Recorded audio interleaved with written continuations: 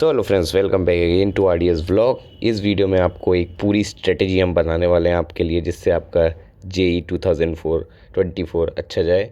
और पूरा एक 1 ईयर प्लान होने वाला है। मज़ेदार बात यह है कि ये ड्रॉपर्स के लिए भी है, और अगर आप अभी 11th जस्ट पार करें हैं और 12th में आए हैं तो ये आपके लिए भी बेनिफिशियल है। ठीक है, तो इसमें अपन अपना कौन सा एग्ज़ाम टारगेट कर रहे हैं? ऑब्वियसली यार जेई कर रहे हैं।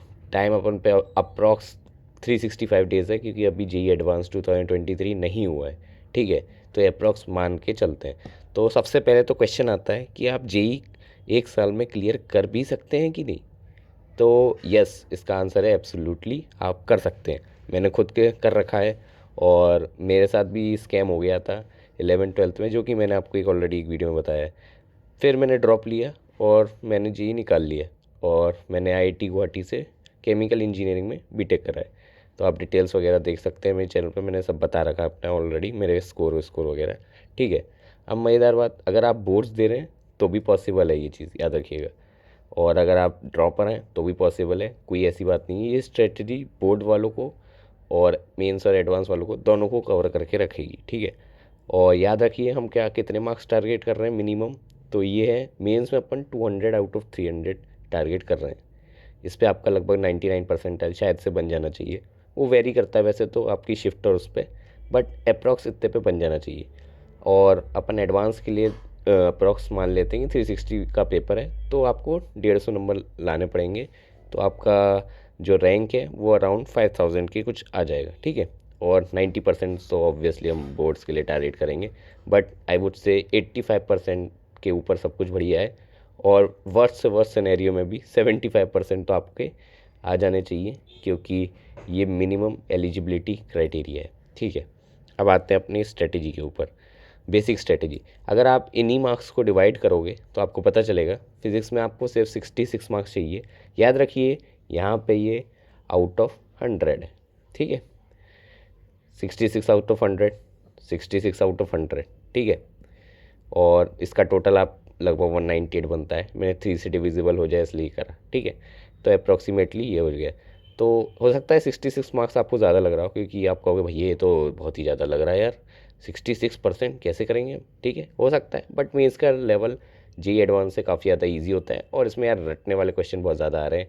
एनटीए ने जो कचरा फैलाया मैं समझ सकता हूँ, बट इसमें मैं आपकी कोई सहायता नहीं कर सकता। बट इतना अपन एक्सपेक्ट करेंगे कि आपका स्कोर आ जाना चाहिए। अब बात आती है एडवांस पे। एडवांस पे खेल बदल जाता है, क्योंकि ये 120 मार्क्स ही रह जाते हैं। इसका मतलब आपको क्वालिटी के ऊपर फोकस करना पड़ेगा क्वांटिटी की जगह। इसका ही मतलब ये नहीं है, इधर मेंस में आपकी आती है क्वांटिटी, ज़्यादा क्वेश्चन सॉल्व करना, इधर आता है क्वालिटी, कितने आपको कंसेप्ट पता है। ठीक है, तो ये मेंस आपका स्पीड का खेल है, एडवांस आपके कंसेप्ट का खेल है, याद रखिएगा। ज़रूरी नहीं है कि जो बंदा मेंस का टॉपर हो वही एडवांस का टॉपर हो। हर बार ऐसा आपको पता होगा नहीं होता है कि जो मेंस का टॉपर है वही एडवांस का टॉपर निकलता है। ठीक है, और रिवर्स भी सही नहीं है। ठीक है, तो अपन ऐसी स्ट्रेटेजी बताएंगे जो दोनों के लिए काम कर जाएगी। और बोर्ड्स बोर्ड्स भाई मैं सही बताऊँ ईमानदारी से, बोर्ड्स कुछ है ही नहीं, सबसे आसान है। अगर आपकी तैयारी मेंस और एडवांस लेवल की हो जाती है, बोर्ड्स में आपके 90% आ जाएंगे। कंडीशन अप्लाइड, अपने इंग्लिश और आपने फिजिकल एजुकेशन अगर आप सीबीएसई बोर्ड से दे रहे हैं पढ़ लिया हो। ठीक है, थोड़ा सा, ऐसा नहीं कि बिल्कुल ही मतलब ज़ीरो हो उसमें, थोड़ा सा पढ़ लेना। ठीक है, तो वो कोई ज़्यादा आपका हेक्टिक नहीं होगा। तो चलिए, अभी तो आपको आसान लग रहा होगा, और कह सकते हैं हाँ आसान है। अगर आप पढ़ोगे, डेली पढ़ोगे तो आसान है। और याद रखिएगा, ये जो मैंने मार्क्स बताए हैं इस पे आपको मिनिमम से मिनिमम, जो मतलब वर्स्ट से वर्स्ट सिनेरियो है, 5000 से 8000 के बीच में आपकी रैंक आ जाएगी। इस पे आपको आईआईटी भी मिल जाएगा। और अगर आपकी ब्रांच प्रेफरेंस है, याद रखिएगा, अगर आपको ब्रांच पसंद है तो आपको एनआईटी या ट्रिपल आईटी जो आपका फेवरेट है उसमें अच्छी ब्रांच मिल जाएगी। ठीक है, और याद रखिएगा आपका कंपटीशन 11 से 12 लाख लोगों के साथ है, तो उसमें ये काफ़ी अच्छी रैंक मैं कहूँगा है। ठीक है, चलिए अब थोड़ा डिटेल में जाते हैं सब्जेक्ट वाइज, और थोड़ा मैं आपको बताऊंगा आपको कैसे पढ़ना है। मैं आपको ऐसे नहीं बताऊंगा कि आपको मार्च में ये पढ़ लेना है, जनवरी में ये पढ़ लेना है, क्योंकि भाई ये सब बातें सब्जेक्टिव हो जाती हैं। ये इंडिविजुअल टू इंडिविजुअल थोड़ा डिपेंड करेगा, और हर एक बंदा अलग होता है अपने पढ़ाई के उस सिस्टम में। तो अगर मैं आपको कोई स्ट्रेटेजी बना रहा हूँ तो मैं आपको थोड़ी फ्लेक्सिबल वाली स्ट्रेटेजी बताऊंगा, उसको आपको ट्यून करना है अपने हिसाब से। और अपने हिसाब से लगा के उसे इम्प्लीमेंट करना है, तभी आपको रिजल्ट मिलेगा। अगर आप मेरी strategy A to Z copy कर लेंगे तो ऐसा नहीं होगा कि जो मेरे लिए काम कर गया हो सकता है आपके लिए काम करे। हो सकता है कि मेरे को फिज़िक्स ज़्यादा अच्छे से आती थी, आपको मैथ्स ज़्यादा अच्छे से आती थी, तो मेरा जो शेड्यूल है उसका जो मतलब स्ट्रेटेजी है वो मेरी फिज़िक्स ओरिएंटेड नहीं रहेगी, थोड़ी मैथ्स ओरिएंटेड रहेगी, क्योंकि मेरा मैथ्स वीक है। ठीक है, हो सकता है दूसरे का किसी का केमिस्ट्री वीक हो, इसलिए इंडिविजुअल टू इंडिविजुअल बदलती है। ठीक है, तो ये आपको थोड़ी मैं जनरल स्ट्रेटेजी बना रहा हूँ, इससे आप अपना थोड़े हिसाब से ट्यून कर लेना। ठीक है, तो अब आते हैं सब्जेक्ट वाइज। सबसे पहले मैंने मैथ्स उठाया है, तो देखो मैथ्स में आपको मैं ईमानदारी से कहूँ 3 to 4 आवर्स की डेली सेल्फ स्टडी आपको चाहिए। ये मैं सेल्फ स्टडी की बात कर रहा हूँ। अब सेल्फ स्टडी क्या होता है, जैसे आपने कोचिंग कर ली, अगर आप कोचिंग करते हैं उसके बाद, या फिर अगर आप सेल्फ स्टडी मतलब खुद से घर से पढ़ रहे हैं विदाउट कोचिंग, तो आपको क्या करना है, सबसे पहले तो आप या तो यूट्यूब पे लेक्चर देखते होंगे या फिर कोई बुक पढ़ रहे होंगे। ठीक है, सपोज़ मानते हैं कि आप यूट्यूब पे लेक्चर देखते हैं या फिर आप कोचिंग में लेक्चर देते हैं, तो आपने वहाँ पे कंसेप्ट समझे। ठीक है, अब जो उसके बाद वाली पढ़ाई है ये वो है। तो मैथ्स में मैं कहूँगा आपको 3 से 4 घंटे देना पड़ेगा एटलीस्ट। मैं तो ये कहूँगा मिनिमम तो 3 है, बट 3+ इज़ रिकमेंडेड, क्योंकि मैथ्स यार गेम चेंजर हो सकता है। इस पे अगर आपने कमांड बना ली ना, तो मैं लिटरली बता रहा हूँ आपका जेई फूटेगा लिटरली, काफ़ी अच्छी रैंक आ सकती है। और 5,000 क्या 1,000 के अंदर आपका गारंटीड आ जाएगा अगर आपका मैथ्स पे कमांड बन गया। ठीक है, बट इस पे कमांड बनाना आसान नहीं है, याद रखिएगा। ये सबसे टफ़ है मास्टर करने के लिए। अब अब आप सोचोगे टफ़ क्यों है, क्योंकि भाई इसमें लगती है प्रैक्टिस, सीधी बात है, प्रैक्टिस का खेल है ये। ठीक है, और आपके पास है 1 साल, तो ऑलरेडी आपके पास 1 साल कम हो गया, क्योंकि कहते हैं कि 2 साल चाहिए होता है प्रिपरेशन में। ठीक है, तो चलिए कोई बात नहीं, अपन पे 1 साल है, अपन 1 साल में ही फोड़ेंगे, ऐसे बात नहीं है कि नहीं फोड़ा जा सकता। बट थोड़ी चीज़ें अब अपन को लिमिटेड करनी पड़ेंगी और थोड़ा सीरियस ज़्यादा होना पड़ेगा। इसे आप सिर्फ प्रैक्टिस से ही हरा सकते हो मैथ्स को, याद रखिएगा। ठीक है, तो अब मैं आपको कुछ और डिटेल में बताता हूँ क्या आपको रिसोर्सेज फॉलो करने हैं, और मेरे हिसाब से वो रिसोर्सेज काफ़ी ज़्यादा मैंने रिसर्च करे और मैंने खुद पर्सनली अपने पे अप्लाई करा था, और काफ़ी अच्छे रिजल्ट आते हैं उससे। ठीक है, तो चलिए रिसोर्सेज की बात करते हैं। सबसे पहले तो बात कर लेते हैं भैया अपने नोट्स बनाने की। नोट्स में कैसे बनाओगे, देखो भाई, नोट्स में यार सबसे पहले तो फॉर्मूले याद रख लेना है आपको, फॉर्मूलेस। ठीक है, अब जैसे पैराबोला का एग्जांपल देख लो, या फिर किसी का भी, आप टेंजेंट की इक्वेशन भूल जाओगे या फिर किसी और चीज़ की इक्वेशन भूल जाओगे, तो ये सब चीज़ें बहुत ही मतलब कॉमन चीज़ है, इनको तो आपको रटा होना चाहिए। तो फॉर्मूले की नोट्स आपको बनाना ही है, और हो सके तो कुछ ऐसे क्वेश्चन होते हैं मेंस वाले जो ट्रिकी होते हैं या फिर जो ट्रिक्स से सॉल्व हो जाते हैं, तो वो शॉर्ट ट्रिक्स के आपको नोट्स बना लें। और छोटे से बनाने नोट्स, ज़्यादा बड़े नहीं करने भाई, बहुत ही टू द पॉइंट लिखो आराम से, जिससे आपके 30 मिनट में सोने से पहले रिवाइज़ हो जाएंगे। और डेली रिवाइज़ करेंगे 30 मिनट, डेली रिवाइज़ करने से आपके दिमाग में बैठ जाएगा। ठीक है, तो ये तो हो गया आपका नोट्स का। तो इतना ज़्यादा कुछ टॉप नोट्स नहीं बनाने कि भाई मतलब तोड़ ही जा रहे हैं कि नोट्स ही नोट्स बना रहे हैं। फॉर्मूला लिखो उसमें, ठीक है, बेसिक, और ट्रिक्स लिख लो, बस और कुछ नहीं। फॉर्मूला याद होगा तो मैं बता रहा हूँ आधी से ज़्यादा चीज़ें आपकी बदल जाएंगी, कि जैसे जैसे सिलेबस बढ़ता है आदमी का पीछे का साफ होता जाता है। मेरा भी हो रहा था, तो मैंने ये बनाया था नोट्स, जिससे पीछे की भी चीज़ें साथ में चलती रहें। ठीक है, और 30 मिनट डेली रिवाइज़ करना है सोने से पहले, आसान चीज़ है, हो जाएगी। ठीक है, रिसोर्सेज की बात करते हैं। रिसोर्सेज, अगर आप कोचिंग जा रहे हैं या फिर अगर आपने ऑनलाइन कोचिंग ले रखी है, तो आपको मॉड्यूल्स वगैरह मिल जाएंगे। कोई भी कोचिंग हो सकती है, एलन, रेजो, फिटजी। अब कौन सी बेस्ट है ये तो भाई सब्जेक्टिव हो जाती है बात, मेरे हिसाब से सब बराबर ही हैं, कुछ ज़्यादा अंतर नहीं होता, सबका मटेरियल सेम सही रहता है। ठीक है, और अगर आपको बुक चाहिए तो मैं बता रहा हूँ ये बुक ले लीजिए, सिंगेज। ये गेम चेंजर बुक है मैथ्स के लिए, इससे ज़्यादा बेस्ट बुक आपको नहीं मिलेगी। याद रखिएगा ये एडवांस लेवल की बुक है, और अगर आपका एडवांस लेवल हो जाता है तो आपका मेंस लेवल अपने आप ट्रिकल डाउन होके हो जाएगा, तो कोई बड़ी बात नहीं है। अपन एडवांस से फोकस करेंगे, हमारी स्ट्रेटेजी एडवांस के लिए होनी चाहिए, मेंस आपका हो जाएगा उसी के साथ, कोई ऐसी बड़ी बात नहीं है। ठीक है, कोई अलग से मेंस के लिए हम नहीं बता रहे, ये सिंगेज आपको लेनी है। ठीक है, इसके बहुत सारे पार्ट आते हैं, जिग्नोमेट्री, ट्रिग्नोमेट्री, जो भी A to Z है सब आप देख लेना। ठीक है, और अगर आपको एक और बुक है जो आपको लेनी चाहिए, वो है PYQs। ऑब्वियसली PYQs तो आपको लेने पड़ेंगे ना, पिछले साल पेपरों में क्या आया वो ही नहीं पता होगा तो आप भैया कैसे करोगे। अगर आपको ये ही नहीं पता कि सड़क जिस पे आप अपनी गाड़ी चला रहे हो वो कैसी है, तो आप कैसे अपने गाड़ी के टायरों को सेट करेंगे। सपोज़ फ्रोज़न रोड है, तो अगर आप नॉर्मल टायर लेके गए तो आप फिसल जाओगे, आपका एक्सीडेंट हो जाएगा। लेकिन अगर आपको पता है कि हाँ सड़क जो है वो जमी हुई है, तो मैं थोड़े बहुत ट्यूनिंग कर सकता हूँ अपनी कार में, तो ये पता होना चाहिए। इसलिए PYQs मस्ट है। आपको पता होना चाहिए कि भाई पेपर में एक्चुअल में आ क्या रहा है, किस टाइप के क्वेश्चन आते हैं, जिससे आप उस तरह के पेपर मतलब प्रैक्टिस कर सको। तो PYQs को सबसे पहले देखना कि किस टाइप का सवाल आता है। एक बार जैसे ही आपने कंसेप्ट पढ़ लिया ना थ्योरी वाइज वाला, उसके बाद आपको PYQs देखने हैं, ठीक है। सॉल्व ना करो, देख लो एक बार कि इस टाइप का क्वेश्चन आता है, फिर अपने मॉड्यूल्स लगा लो या फिर सिंगेज में से सवाल कर लो। सब सवाल करने के बाद PYQ सॉल्व कर लो। मैं बता रहा हूँ ये सब करने के बाद अगर आप PYQ करोगे ना सॉल्व, तो थोड़े ईजी लगेंगे, क्योंकि सिंगेज में इससे भी ऊपर लेवल के सवाल रहते हैं, ठीक है। और मज़ेदार बात, अगर आपको सिंगेज करना टफ लग रहा है तो आप क्या करिए, ये वाली चीज़ हटा सकते हैं, या फिर आप ये वाली चीज़, इनमें से एक ही चीज़ कर सकते हो। मिट कोचिंग कर रहे हो तो मैं कहूँगा सिंगेज मत करो, टाइम नहीं मिलेगा आपको, ठीक है। तो अपने मटेरियल पे ही फोकस करो। मटेरियल को ही 3 4 5 जितनी बार हो सके कर लो। रट जाना चाहिए कि हाँ भाई ये क्वेश्चन ऐसे होता है। इसके एक्सपीरियंस के बेस पे आप फ्यूचर जो क्वेश्चन है उसे कर पाओगे, ठीक है। वेरी इंपॉर्टेंट, सिंगेज लेना नॉट इम्पॉर्टेंट।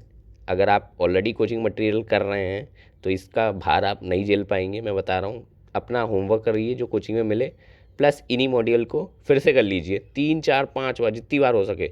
2 बार हुए कोई बात नहीं, 2 बार ही कर लीजिए। 3 बार हो सके तो 3 बार कर लीजिए। इससे ज़्यादा बेस्ट कुछ नहीं हो सकता, मैं बता रहा हूँ। और अगर आप सेल्फ स्टडी करते हैं तो मेरे हिसाब से सिंगेज से करना चाहिए, विदाउट कोचिंग अगर आप कर रहे हैं, ठीक है। और PYQs, ठीक है। कंसेप्ट क्लियरिफिकेशन के लिए भैया आजकल यूट्यूब पे इतना मटेरियल आ गया है, तो कोई भी कंसेप्ट डालो आपको आराम से मिल जाएगा, तो कोई दिक्कत वाली बात नहीं है। याद रख लिए 1 साल ही बचा हुआ है आपके पास, तो आपको अपने रिसोर्सेज लिमिटेड रखने हैं। अनलिमिटेड रिसोर्स के साथ आप ये एग्ज़ाम नहीं क्रैक कर पाएंगे। सबसे बड़ी गलती लोग यही करते हैं और फेल हो जाते हैं। अब आते हैं अपने फिज़िक्स के ऊपर। फिज़िक्स में भी मैं आपको कहूँगा, देखो इक्वल वेटेज ही दो। 3 आवर्स 10 से कम हो रहा है, आप थक जा रहे हैं, कोई बात नहीं, तो थोड़ा कम भी कर सकते हैं, 2.5 घंटे पढ़ लो, ठीक है। और अगर आप कोचिंग वगैरह नहीं जाते तो मैं तो कहूँगा भाई मिनिमम तो 3 घंटे आपको पढ़ना चाहिए भाई, वरना क्या ही कर रहे हो आप, JEE की तैयारी कर रहे हो भाई, इतना भी आसान नहीं है, ठीक है। थोड़ा तो पढ़ना पड़ेगा। फिज़िक्स के फ़ायदे ये हैं, इंटरेस्टिंग सब्जेक्ट है, मज़ा आता है, और ये लाइफ सेवर बनेगा आपका, क्योंकि आपको 2 सब्जेक्ट्स को मास्टर करना पड़ता है JEE के लिए। किन्हीं 2 सब्जेक्ट में अगर आपकी मास्टरी है तो आप JEE को क्रैक कर सकते हैं आराम से। बस शर्त ये, आपको जो तीसरा सब्जेक्ट है वो आपका बिल्कुल ही ज़ीरो ना हो, ठीक है। और ये सब्जेक्ट मेरे हिसाब से ईजियर है मैथ्स से। पता नहीं लोगों को मैथ्स सीख कभी का लोगों को ईजी रखती है, बट मेरे हिसाब से भाई साहब physics is easier than math. Conceptual है, मज़ा आता है, ठीक है। तो स्ट्रेटेजी पहले पहले तो भाई भाई फिज़िक्स में भी फॉर्मूले कम नहीं है, ठीक है। तो भाई फॉर्मूले तो आपको पहले रटने ही पड़ेंगे। तो फॉर्मूले के लिए सेम नोट्स जो मैंने ऊपर बताए थे उसी में आप इससे बना लीजिए। 3 डायरी बना सकते हैं, 3 रजिस्टर बना सकते हैं, जिसमें आपके फिज़िक्स के, केमिस्ट्री के और मैथ्स के नोट्स होंगे। टू द पॉइंट कंसाइज बनाना कि आप इसे 30 मिनट के अंदर डेली रिवाइज कर सकते हैं, या फिर 45 मिनट। इससे ज़्यादा बड़े नोट्स नहीं होने चाहिए, वरना रिवाइज नहीं कर पाओगे, बेकार है फिर, ठीक है। सिर्फ 30 मिनट, और ये बहुत ही इंपॉर्टेंट है, क्योंकि जैसे जैसे सिलेबस बढ़ता है पीछे की चीज़ें उड़ती जाती हैं। फॉर्मूला ही याद नहीं होगा तो भाई आप सवाल कैसे करोगे, इवन तो आपको कंसेप्ट आता होगा, ठीक है। काफ़ी इंपॉर्टेंट चीज़ है ये बेसिक चीज़ याद रखना। अब आते हैं आगे रिसोर्सेज के ऊपर, टेंशन मत करो। रिसोर्सेज में देखो, मैंने मैथ्स में आपको बताया नहीं NCERT के बारे में। एक और चीज़ मैं बता रहा हूँ, अगर आप बोर्ड की तैयारी भी कर रहे हो साथ में, तो एक काम करना, जो भी मैथ का सब्जेक्ट पढ़ा रहे हैं उसकी NCERT साथ में कर लेना। तो आपका क्या होगा कि जो आपका बोर्ड की तैयारी है ना वो निपट जाएगी। कुछ ज़्यादा बोर्ड के लिए आपको हलवा मतलब अलग से नहीं बनानी, हलवा पूड़ी यही करना है। जैसे जैसे सब्जेक्ट हो रहे हैं आप साथ में NCERT करते जाइए। इससे ज़्यादा आपको कुछ ज़्यादा ज़रूरत करने की ज़रूरत नहीं है। ज़्यादा हो जब बोर्ड एग्ज़ाम आएगा PYQs लगा लेना, गारंटी कह रहा हूँ 90+ आ जाएंगे आपके बोर्ड्स। बोर्ड्स आसान है, ठीक है। अब बात आती है फिज़िक्स के रिसोर्स की। देखो, अगर आप चाहो तो इसमें आप NCERT रीड मार सकते हो, जब आपने एक बार पढ़ लिया हो जो थ्योरी किसी चैप्टर का, जैसे कोई भी हो, जैसे आपने मैग्नेटिज्म पढ़ा, ठीक है। तो आप क्या कर सकते हो, उसकी सेम चैप्टर की NCERT पढ़ लो। मैं बता रहा हूँ ज़्यादा कुछ एक्स्ट्रा नहीं निकलेगा, थोड़ा बहुत निकल सकता है। NCERT में भी कुछ ऐसी तोप चीज़ें नहीं दे रखी, ठीक है। कोचिंग मटेरियल अगर आपने एनरोल कर रखा है तो आप अपने रिसोर्सेज में उसी को पढ़ेंगे। सेल्फ स्टडी अगर कर रहे हो तो भी मैं कहूँगा कि कोचिंग मटेरियल एनरोल कर लो, तो वो बेटर रहेगा। कोचिंग किसी भी कोचिंग का मटेरियल ले लो, सेल्फ स्टडी के लिए भी तो बेटर रहेगा। सॉल्व होना चाहिए, बस याद रखिए। विदाउट सॉल्व वाले मटेरियल कभी मत लीजिए भाई। क्या करोगे अगर आपको सोल्यूशन ही नहीं पता उसका, सिर्फ आंसर 1 है पता है, कैसे हुआ ये तो पता होना चाहिए ना, ये इंपॉर्टेंट है। अब आप DC पांडे भी ले सकते हो। इन दोनों में आपको सिर्फ एक ही लेना है, दोनों नहीं, क्योंकि टाइम नहीं है आपके पास। डीसी पांडे में मैंने खुद पर्सनली करी है, मेरे को ऐसा लगता है ये थोड़ा मेंस ओरिएंटेड ज़्यादा है। इसके जो एडवांस लेवल के क्वेश्चन है वो मुझे इतने टफ नहीं लगते, और मुझे लगता है जो जेई एडवांस में है वो थोड़े टफ आते हैं, ठीक है। तो मैं इसे थोड़ी मेंस लेवल की समझता हूँ, ठीक है।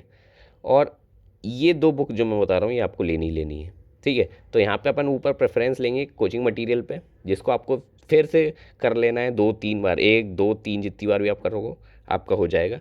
और आपको ये दोनों बुक करनी है। एच सी वर्मा ये आपके कंसेप्ट क्लियर करेगी, इसकी थ्योरी बहुत ही अच्छी है, काफ़ी अच्छी लिखी गई है, आईआईटी के प्रोफेसर ने लिखी है, एच सी वर्मा सर ने, काफ़ी अच्छा लिखा हुआ है। लेकिन याद रखना ये बुक आईआईटी के लिए नहीं है, वेरी इंपॉर्टेंट, ये बुक आईआईटी ओरिएंटेड नहीं है। तो इसके जो क्वेश्चंस है ना बुक के बैक में या फिर एग्जाम्पल्स वगैरह वो थोड़े सब्जेक्टिव आपको मिल जाएंगे, बट इनकी लैंग्वेज इतनी अच्छी है जो आईआईटी वाले अपने क्वेश्चंस में इसी तरह की लैंग्वेज यूज़ कर सकते हैं, मतलब करते हैं, जो उनका पेपर आता है आईआईटी जेईई एडवांस का। तो इसलिए ये बुक अच्छी है, तो आप उसके ऑब्जेक्टिव कर लीजिए। थोड़ा थ्योरी रीड करना है तो उसके लिए भी बेटर है, और इसके आप एग्जाम्पल कर लीजिए, सॉल्ड एग्जाम्पल, बस इससे ज़्यादा आपको कुछ नहीं करना है इस बुक में। और वो भी जब आपका ये ऊपर वाला हो गया हो तब। और ऑब्वियसली यार पीवाई की तो आपको करने हैं। रिसोर्सेज फिर हम पढ़ने लिमिटेड रखे हैं, ज़्यादा रायता फैलाओगे तो आप भी फैल जाओगे, ठीक है। इसलिए ये भी काफ़ी ज़्यादा इंपॉर्टेंट चीज़ है, ज़्यादा रिसोर्सेज नहीं रखने। लास्ट सब्जेक्ट पे आते हैं, केमिस्ट्री भाई ये आपका होगा सबसे ज़्यादा स्कोरिंग सब्जेक्ट, पहले मैं बता दूँ। सबसे ज़्यादा स्कोरिंग सब्जेक्ट केमिस्ट्री होता है। 3 घंटे दोगे तो चल जाएगा, नहीं तो आप इस पर 2 घंटे तो मिनिमम यार देना ही पड़ेगा यार। ये मिनिमम मैंने लिखा है वैसे, बट हो सकता है लोग लैतलाली बरते हैं। तो भाई पढ़ो पढ़ो, कुछ तो पढ़ना पड़ेगा ना, कि नहीं पढ़ोगे तो कैसे होगा, ठीक है। सबसे ज़्यादा स्कोरिंग सब्जेक्ट है, सबसे आसान है। टाइम सेवर मतलब अगर आप पेपर सॉल्व करोगे ना तो आपको रियलाइज़ होगा कि भाई ये बहुत जल्दी सॉल्व हो जाता है, 45 से 50 मिनट में आपका पेपर सॉल्व हो जाएगा पूरा। इसका बेनिफिट क्या है, जो एक्स्ट्रा टाइम आपको मिला वो आप मैथ्स में दे सकते हैं या फिज़िक्स में दे सकते हैं, जो काफ़ी ज़्यादा इम्पोर्टेंट हो जाता है, ठीक है। इसलिए केमिस्ट्री में speed banana is very very important. और स्कोरिंग है भाई, जिधर मार्क्स आ रहे हैं ज़्यादा निकालो, स्कोरिंग है तो भैया फ़ायदा उठाना ही है, ठीक है। अब आते हैं रिसोर्स पे। मेरे हिसाब से यार जो मुझे पर्सनली अच्छा लगा वो, यार मेरे को पता नहीं क्यों रेजोनेंस का कोचिंग मटेरियल अच्छा लगा। वैसे आप किसी और कोचिंग का भी मटेरियल ले सकते हैं जो आपको सूट करे। मैंने रेजोनेंस का सॉल्व कोचिंग मटेरियल ले रखा था, ठीक है। तो ये मुझे काफ़ी ज़्यादा अच्छा लगा उनका, क्योंकि लास्ट में एडवांस प्रॉब्लम्स होती हैं, जो एक टेस्ट की एपीएसपी टाइप का होता है जो एडवांस ओरिएंटेड होता है, और एक मेंस टाइप का एक टेस्ट होता है आफ्टर एवरी सब्जेक्ट, ठीक है। तो ये मैं करता था टाइम बाउंड मैनर में, तो इससे मुझे काफ़ी ज़्यादा फ़ायदा हुआ, ठीक है। और कोई भी आप मटेरियल ले लीजिए, सॉल्ट और पीवाई क्यूज़, ठीक है, और एनसीईआरटी आपको 11-12 की रीड मारनी है, नथिंग एल्स, इसके अलावा कुछ नहीं करना, बस केमिस्ट्री हो जाएगा आपका, ठीक है। और याद रखिए स्पीड इसमें बनानी है, 45 से 50 मिनट में आपको पेपर सॉल्व कर लेना है, तो आप एकदम बढ़िया कंडीशन में बैठे होंगे और कोई दिक्कत नहीं होगी आपको, ठीक है। तो ये था इम्पोर्टेंट चीज़। अब हो गई अपनी बेसिक स्ट्रेटजी कंप्लीट, ठीक है। तो ये तो हो गई अपनी स्ट्रेटजी।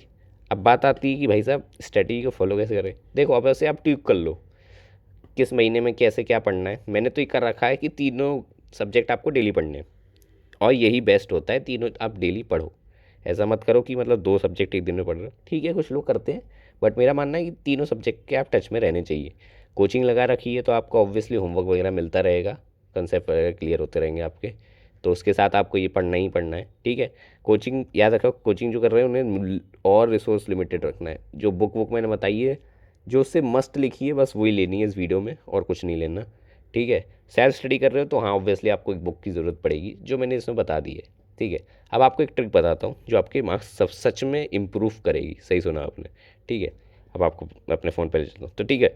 अब लोगों को पता नहीं चलता मैं कितने घंटे पढ़ रहा हूँ, वैसे तो घंटे वाइज नहीं पढ़ना होता, लेकिन सेटिंग बनानी आपको आनी चाहिए कि इतने घंटे तो मैं पढ़ लूँ, ठीक है। तो सेटिंग बनाने की ट्रिक क्या है, फ़ोन या फिर कोई भी स्टॉप वॉच लीजिए आप, ठीक है। स्टॉप वॉच में अब आपको क्या करना है, टाइमर लगाना है, ठीक है। जब भी आप कंसंट्रेटेड मोड में हैं तो ये आपका टाइमर ऑन होना चाहिए। जैसे ही आप उठें टाइमर को स्टॉप कर दीजिए, फिर जैसे ही आप पढ़ने बैठे फिर ऑन कर दीजिए। इससे आपको एक्चुअली में पता चलेगा कि आप कितने घंटे पढ़ रहे हैं। और मैं कहूँगा कि इसको आप नोट करके रखो एक रजिस्टर में, और अपना एक चार्ट बना लो कि भाई मैं 1 घंटे, आज मैंने 8 घंटे पढ़ा, कल मैंने 7 घंटे पढ़ा, फिर मेरी तबीयत ख़राब हुई, मैं कुछ पढ़ ही नहीं पाया, मतलब 2 घंटे पढ़ा, और अगले दिन तो बिल्कुल ही नहीं पढ़ा। फिर इसका आप एवरेज करना, आपको पता चल जाएगा आप कितने घंटे पढ़ रहे हो। लेट्स से कि आप 5 घंटे पढ़ते हो, तो आपको समझ आएगा कि भाई साहब इम्प्रूवमेंट की ज़रूरत है। ठीक है, तो ऐसे आपको इम्प्रूव करना है। सॉरी, शायद कैमरा में नहीं दिखा, पर ठीक है, ठीक है, तो ऐसे करना है। तो इससे क्या होगा, सेटिंग आपकी बढ़ेगी। और याद रखिए 9 to 12, 2 to 5 या 1 to 5, मुझे याद नहीं आ रहा है, इनमें से ही होता है शायद। ठीक है, इसमें आपका पेपर होता है, शायद 2 to 5 होता है। ठीक है, ये होता है एडवांस का, और आपका मेंस का भी 9 to 12 ही होता है, 3 घंटे का। ठीक है, अब याद रखिएगा ये क्यों इम्पोर्टेंट है, क्योंकि आपको बायोलॉजिकल क्लॉक जो है उसको इसके हिसाब से ही सेट करना है। ठीक है, तो ये बायोलॉजिकल क्लॉक वाला कंसेप्ट मैं आपको थोड़ा फ्यूचर में बताऊंगा जब आपका एग्ज़ाम आने वाला होगा। ठीक है, अभी के लिए छोड़िए, क्योंकि सैटरडे संडे जो टेस्ट लगाने होते हैं वो आप टेस्ट सीरीज़ ज्वाइन कर लीजिएगा, क्योंकि मैं टेस्ट सीरीज़ का नहीं बताया इस स्ट्रेटजी में, क्योंकि ये काफ़ी ज़्यादा इंपॉर्टेंट है। मैं कहूँगा कोई भी एक रिनाउंड कोचिंग की टेस्ट सीरीज़ आप ज्वाइन कर लें और उसके सिलेबस के हिसाब से आप पढ़ाई करते रहें। ठीक है, टेस्ट हमेशा 9 से 12 ही होगा मोस्ट प्रोबेबली, इसलिए मैंने कहा था बायोलॉजिकल क्लॉक सेट कर लें। ठीक है, वैसे टेस्ट सीरीज़ अगर आपने ज्वाइन कर ली तो आपकी बायोलॉजिकल क्लॉक ऑटोमेटिक सेट हो जाएगी, लेकिन इसके ऊपर हम एक अलग से वीडियो बनाएंगे। ठीक है, तो आज की वीडियो में यही था, तो मिलेंगे आपको नेक्स्ट वीडियो में। Thank you, thanks for watching, और ऑल द बेस्ट आपके लिए। टेंशन मत कीजिए, आपका जेई हो जाएगा, बस ये स्ट्रेटजी आपको फॉलो करनी है। ठीक है भाई, मिलते हैं आपको नेक्स्ट वीडियो में। और याद रखिएगा मैंने अपनी एक बुक लिखी थी जिसके बारे में मैं आपको बता देता हूँ। ठीक है, तो ये वाली मेरी जो अगली क्लिप है वो देख लीजिएगा। चलिए, मिलते हैं आपको नेक्स्ट वीडियो में।